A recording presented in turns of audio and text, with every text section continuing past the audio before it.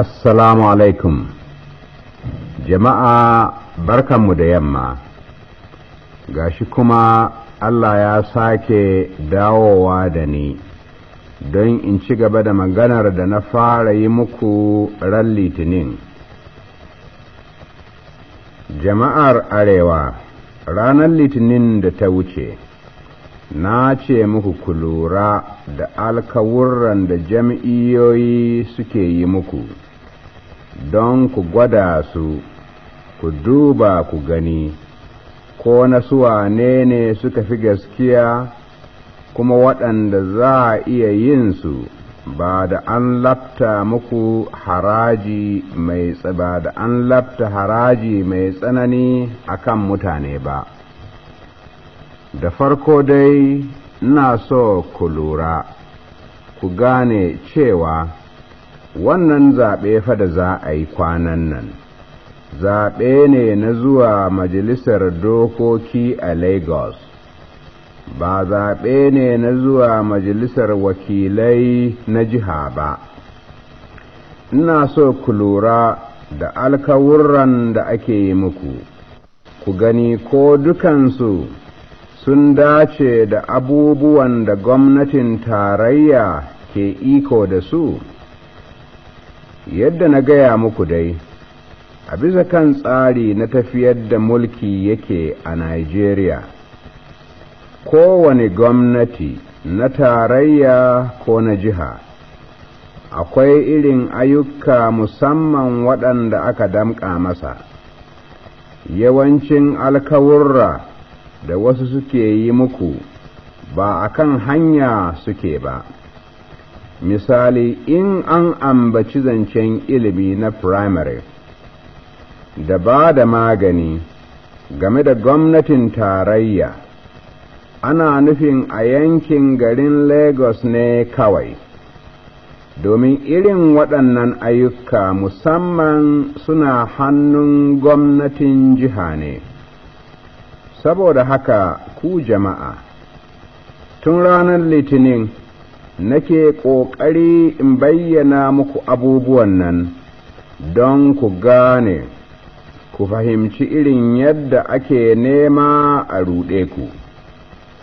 Kamar yadda koyaushe nake faɗi, mu jam'iyyar NPC kullum muna ƙoƙarin mu gaya muku gaskiya, don haka muna so duk wanda ya sami damar karanta tsarin mulki na Nigeria, wato constitutional instruments, muna son yayi bayani ma jama'a 'yan uwansa yadda za su fahimci yadda yake, don mutane su san akan abinda ake yin wannan zaɓe.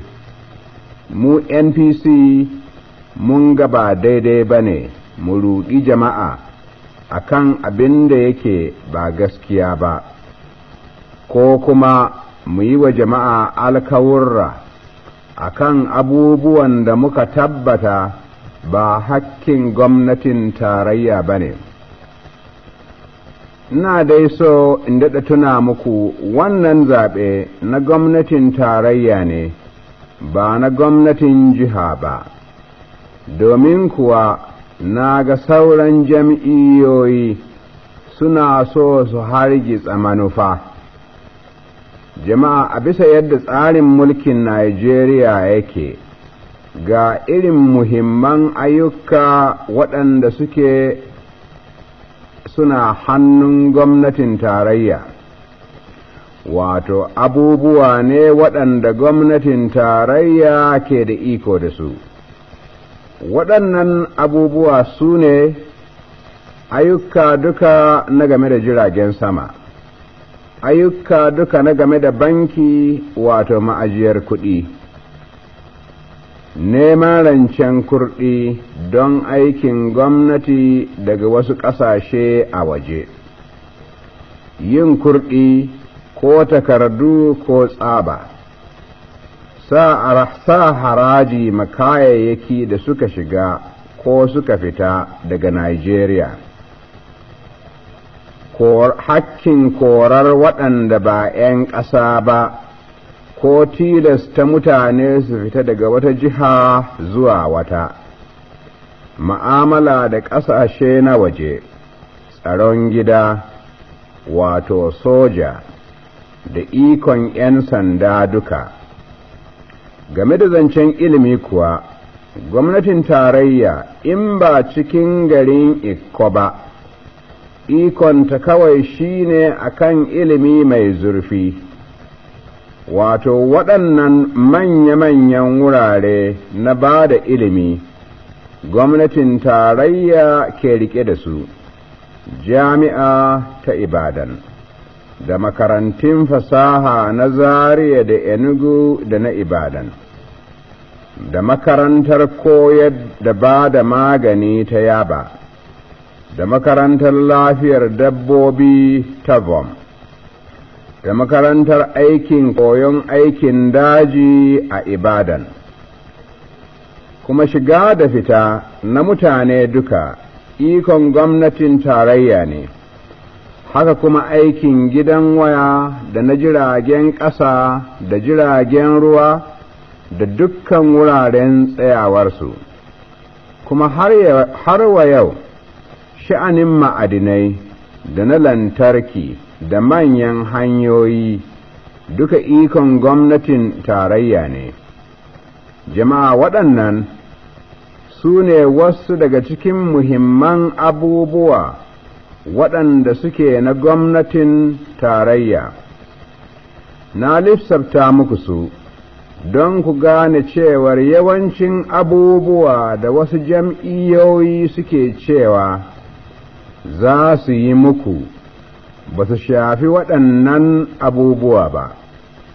Mu jam'iyyar NPC duk irin shirin ayyuka da muka ce za mu yi, mun yi shi ne a bisa yadda tsarin mulki na Najeriya yake, domin mu NPC mun ga ba daidai ba ne mu ce za mu yi muku abu, alhali kuwa mun sani gwamnatin tarayya ba ta da iko akan abin. Ina fata dai da bayanin da na bayar na game da tsarin mulki, jama'a ku da kanku za ku fahimci abubuwan nan. Mu jam'iyyarmu ta NPC kullum muna shirya abubuwanmu akan abin da yake tabbatacce ne. Yanzu ina so in bayyana muku irin abubuwan da muka shirya za mu yi muku in Allah ya yarda. Zan fara daga kan ba da ilimi.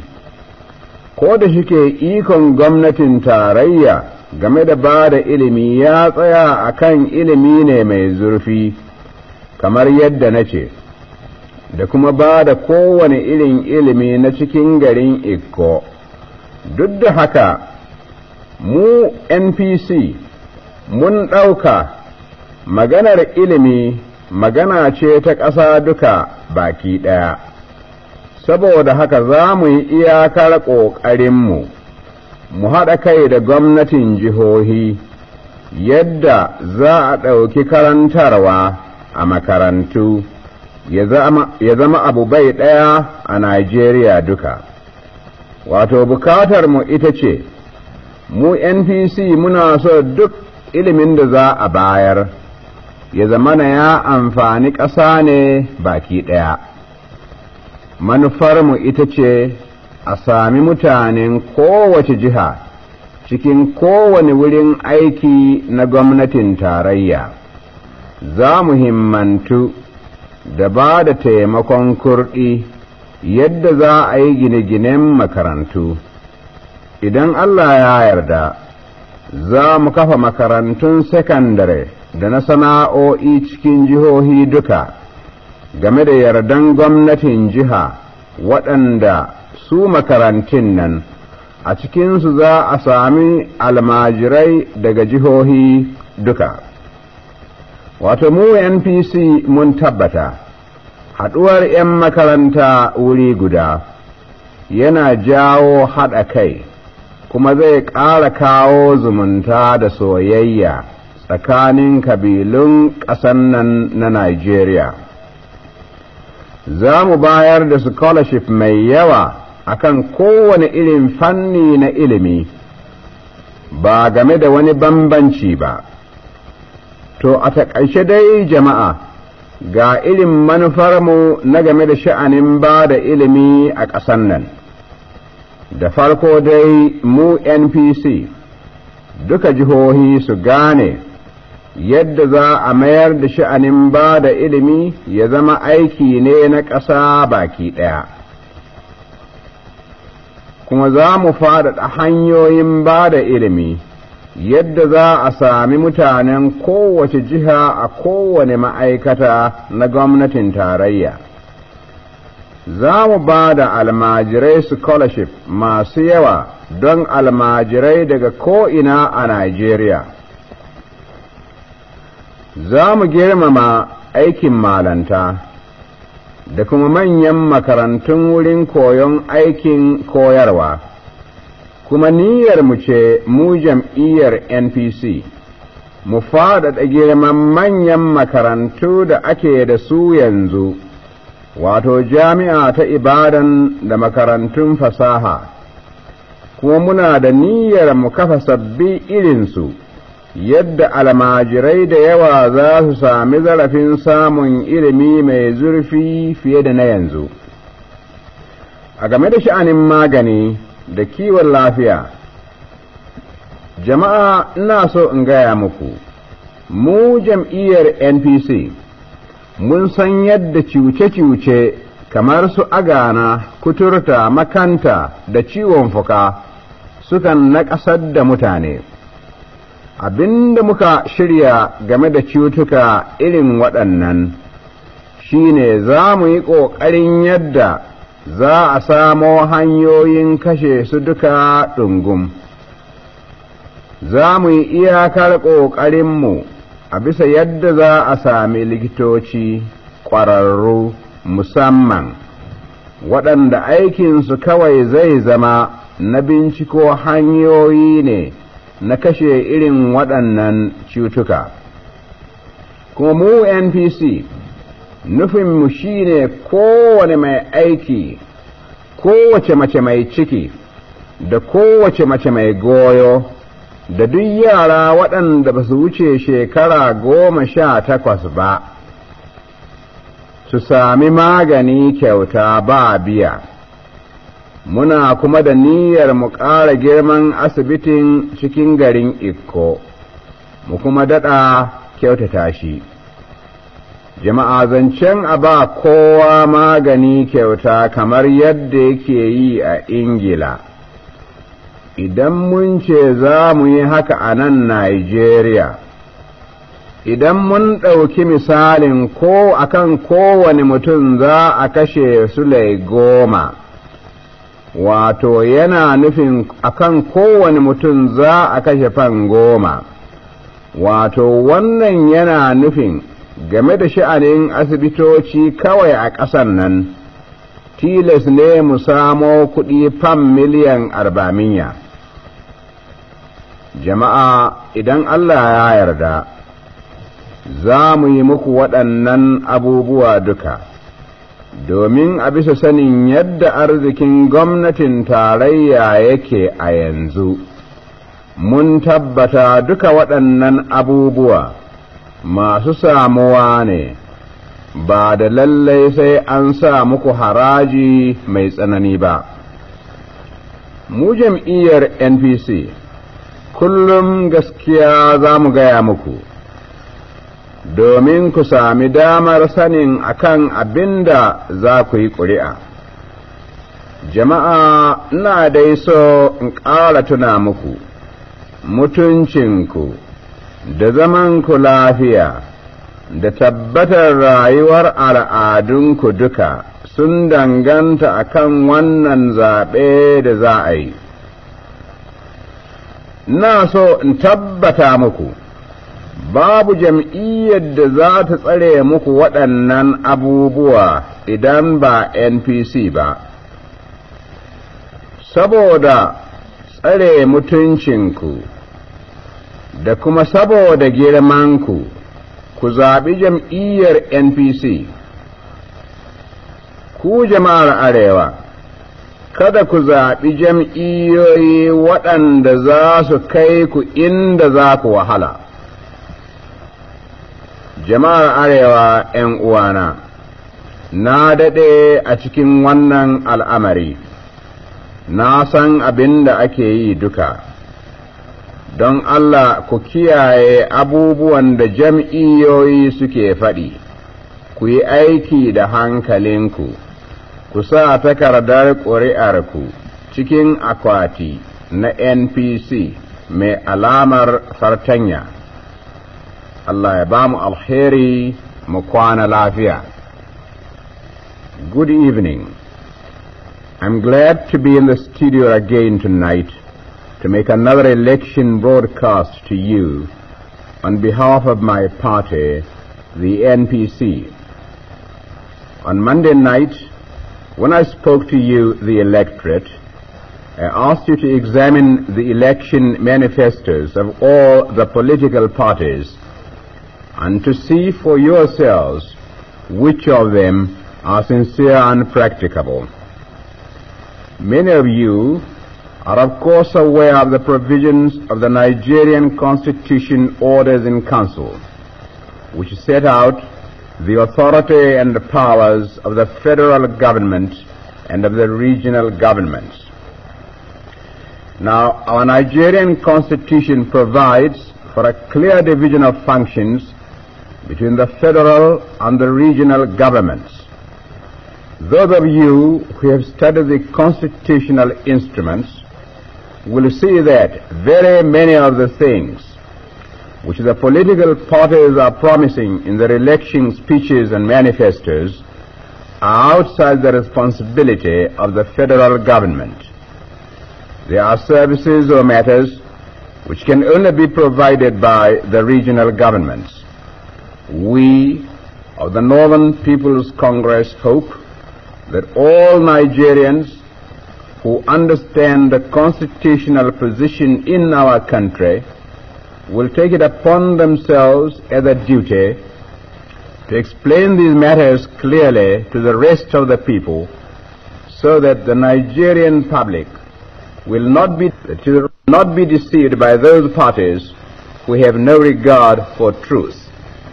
We in the Northern People's Congress feel that it is wrong to deceive the people by promising them that we shall do things which we know very well are outside the competence of the federal government. Let us be quite clear.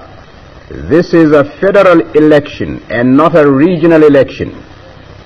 For the benefit of those of my fellow Nigerians who have not the advantage of knowing the provisions of the Constitution, I shall try now to explain briefly the matters which come directly under the legislative control of the federal government and of the House of Representatives. Now here are some of the things over which the federal government exercises exclusive control. They are as follows: aviation, banks and banking, raising of external loans for the federal government or for the regions, companies other than those incorporated directly by a law enacted by the regional legislature. Then there's currency, coinage and legal tender, and the customs and excise, and deportation from Nigeria or the compulsory removal of persons from one region to another, and external affairs, that is the relations of Nigeria with foreign countries. The federal government is also responsible for certain institutions of higher education, of which the most important are the University College, the University College Teaching Hospital, the Nigerian College of Arts, Science and Technology, the West African Institute of Social and Economic Research, the Pharmacy School Yaba, the Forest School Ibadan, and the Veterinary School at Vom. Immigration into Nigeria and immigration also come under the exclusive control of the federal government. Then there is maritime shipping and navigation, including shipping and navigation of tidal waters and of the river Niger and its tributaries. Then mines and minerals and nuclear energy. Nationality is another federal subject, and this includes the citizenship of Nigeria and the naturalization of aliens and the issue of passports and visas. Then there are the posts and telegraphs and telephones and railways and the federal trunk roads.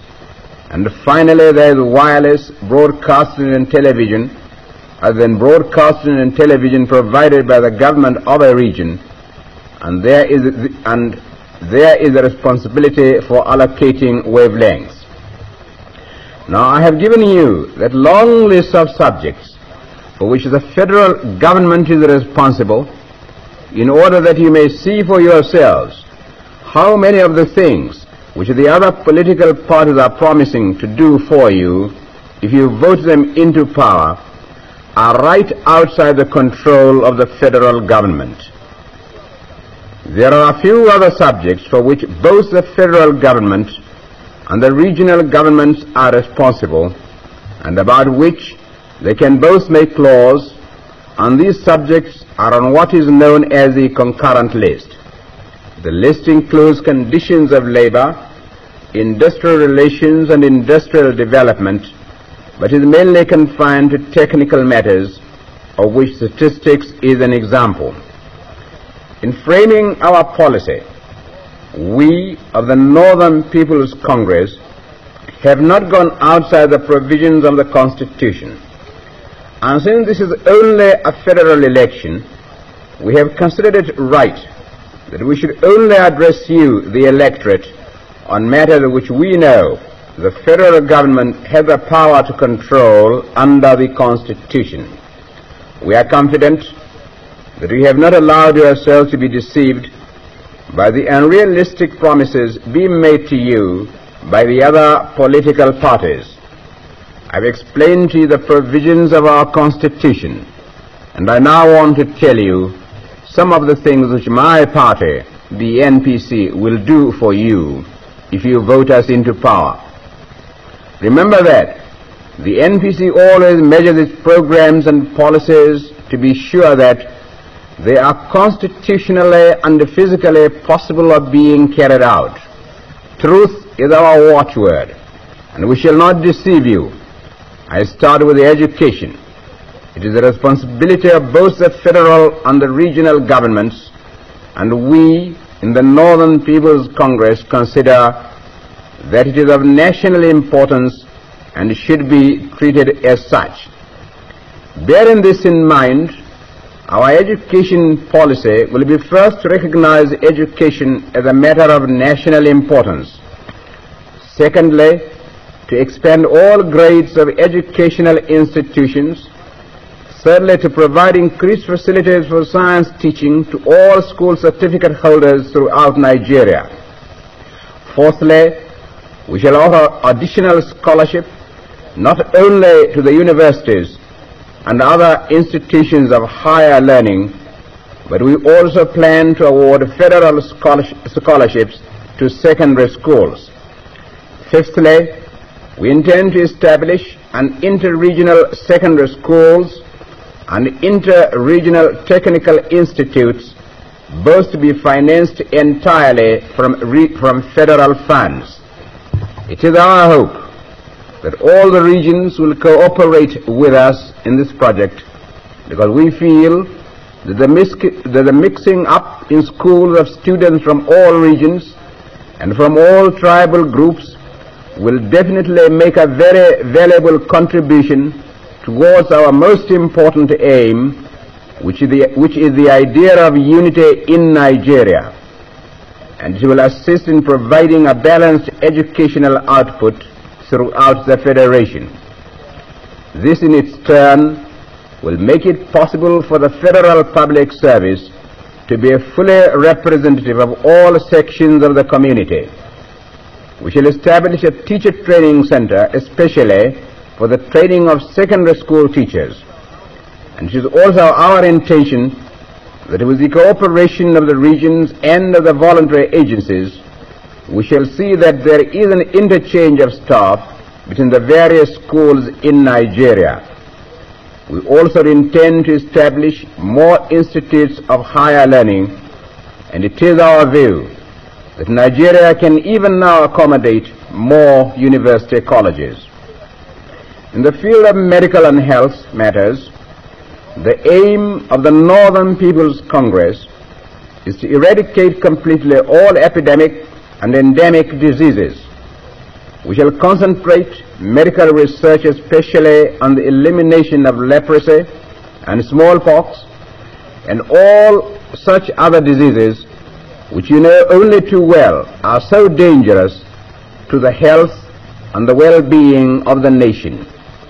Besides research into methods of curing diseases, we shall also conduct medical research into preventive measures, and we intend to give free medical treatment to all pregnant and nursing mothers and to all children up to school leaving age. We shall also expand and modernize the Lagos General Hospital. Now, these are some of the things that we plan to provide for you, and with a full knowledge of the financial position of the federal government, we are convinced that they are all possible and that we shall be able to provide you with these services without having to impose additional taxation on you.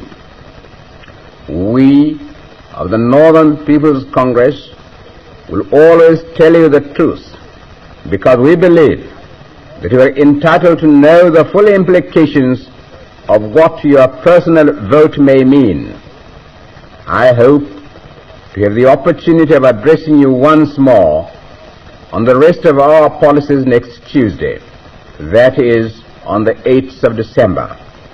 Thank you for listening to me. Good night.